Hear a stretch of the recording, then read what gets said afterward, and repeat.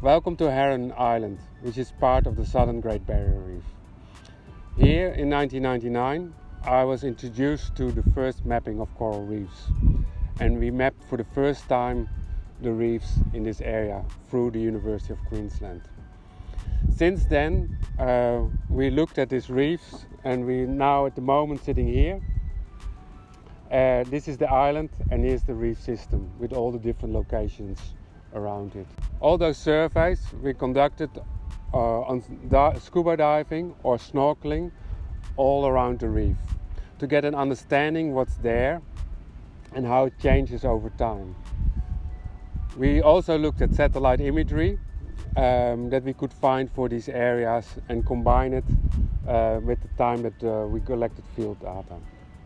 Over the 20 years period, we used Heron as a basis to develop our mapping approaches for coral reefs. We went into the field and looked at what the best method is to get field data so that we could integrate it with satellite imagery or other airborne imagery.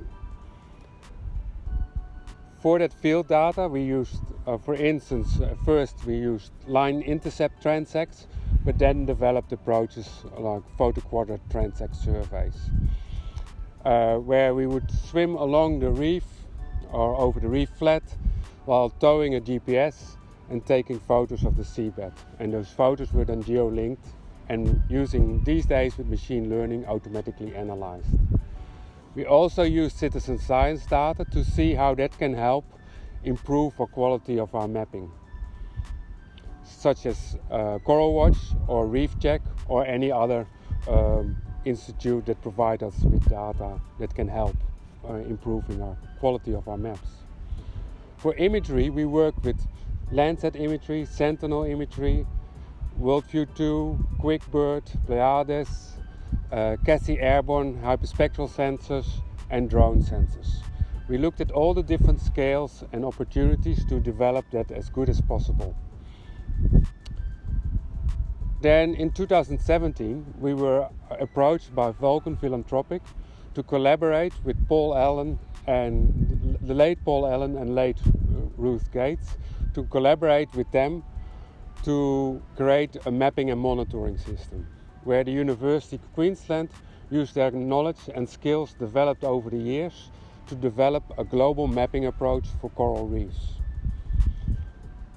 In that approach we used the planet sensor, and on the back you see the poles standing that highlight the corners of a planet pixel of 5 by 5 meters.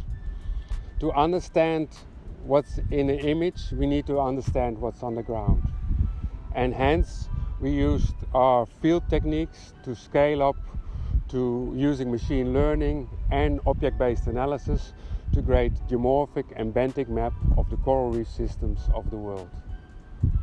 Using satellite imagery provided by Planet, that was then processed by Arizona State University and then came to University of Queensland, who also collected any reference data they could find to create these maps, resulting in these beautiful maps and highly detailed maps that are now used by government and management agencies globally, with the help of National Geographic, who keeps on training those people and try to get them understanding how to use the data sets to protect their reefs.